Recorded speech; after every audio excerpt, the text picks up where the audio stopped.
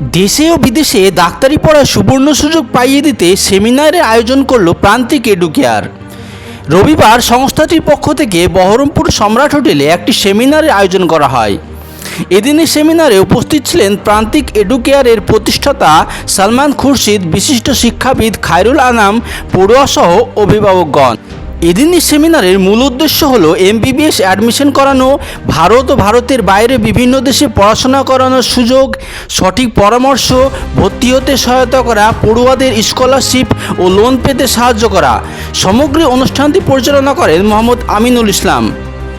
এদিনের সেমিনারে সংস্থার কর্তারা বলেন, প্রান্তিক এডুকেয়ারে আমরা বিশ্বাস করি সঠিক পরামর্শ এবং সমর্থন পেলে প্রতিটি শিক্ষার্থী বড় উচ্চতায় পৌঁছাতে পারে। আমাদের লক্ষ্য হলো সাশ্রয়ী ও নির্ভরযোগ্য পরামর্শ পরিষেবা প্রদান করে মানসম্পন্ন মেডিকেল শিক্ষা সকলের জন্য সহজলভ্য করা। গ্রাম বাংলার যে প্রান্তিক স্তরে যে মানুষগুলো রয়েছে, যারা ধরেন প্রপার ইনফরমেশন পায় না, জানতেও পারে না যে আফটার নিট ওরা কী করতে চায়, কী করবে, কী করতে চলেছে, ওদের জীবনে কী আসতে চলেছে নতুন কিছু, এই জিনিসগুলোকে তুলে ধরার জন্য আমরা প্রথমত চেষ্টা করি। আর যারা খুব ভালো স্টুডেন্ট, যেমন 600+ মার্কস পেয়েছে, 650, ওদেরও যাদের কাউন্সিলিংয়ের অভাব, যেমন ধরেন এমন তো হয় আমাদের গ্রাম বাংলায় কী হয়, মানুষজন বাবা মা বিষয়টাই যে পড়াশোনা তেমন পড়ালেখা করতে পারে না, তো তারা জানে না যে কী হবে। যেখানে ব্যাকগ্রাউন্ডে ছেলেগুলো তারাও কিন্তু লজ্জা পায়, ভয় পায়। এই জন্য এই জায়গায় কাউন্সিলিং করছি, সেমিনার করছি, ওরা বুঝতে পারে যে মেডিকেল এডুকেশনটা কোন ওয়েতে গেলে ভালো হবে, কোন ভালো কলেজ কীভাবে পাবো, কলেজগুলো চুজ করার ক্ষেত্রে আমাদের কোনো অসুবিধা হবে না, আমাদের কেমন র্যাঙ্ক রয়েছে, সেই র্যাঙ্ক অনুযায়ী কোন কলেজে পাওয়া উচিত, এইগুলো আমরা চেষ্টা করছি।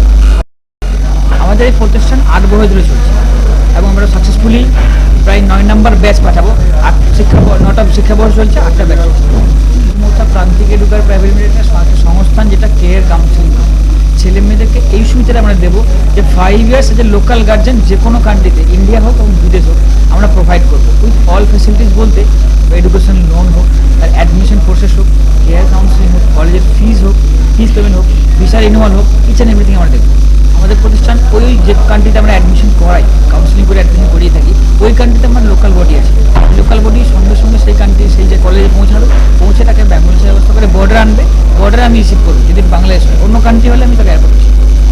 আচ্ছা, সব তো গভর্নমেন্ট জব, গভর্নমেন্টের সম্পূর্ণ গভর্নমেন্টের নোটিশ করবে, বাট আমরা যেটা হেল্প করে থাকি যে বাচ্চাদের কাউন্সিলিং যখন করেছি, অ্যাডমিশনেও করিয়েছি, তখন সেই বাচ্চাগুলো যখন ফিরে আসবে দেশে, তো আমরা বিভিন্ন প্রতিষ্ঠানের সঙ্গে কথোপকথন করে থাকি এবং সেখানে তাদের সঙ্গে আলাপ পরিচয়টা করে থাকি, যাতে করে সেই ছেলেমেয়েগুলো বুঝতে পারে যে কোথায় গেলে আমাদের একটা প্রাথমিক যে স্তরের কাজটা শুরু হবে।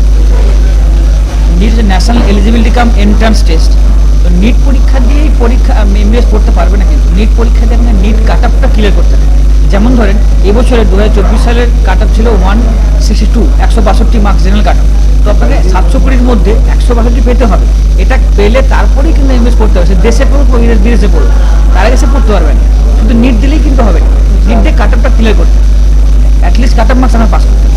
একটা বাচ্চাকে প্রথমত ডকুমেন্টস, যেটা রিকোয়ার্ড ডকুমেন্টস, প্রথমত বাচ্চাগুলোকে 10-12, যেটা ক্লাস 10-12 তো ফিজিক্স কেমিস্ট্রি বাইরে থাকতে হবে, তাহলে নিট পরীক্ষা কমপ্লিট করতে হবে। তো নিট পরীক্ষা যারা নিট দিল, তার নিট কোয়ালিফাই হতে হবে মাস্ট। নিট স্কোর কার্ডটা আমার লাগবে, ওই কোয়ালিফাই পরীক্ষা দেওয়ার পর যে নিট স্কোর কার্ড, ওটা আমার লাগবে। 2 নাম্বার 10-12 মার্কশিট লাগবে, পাসপোর্ট লাগবে, আধার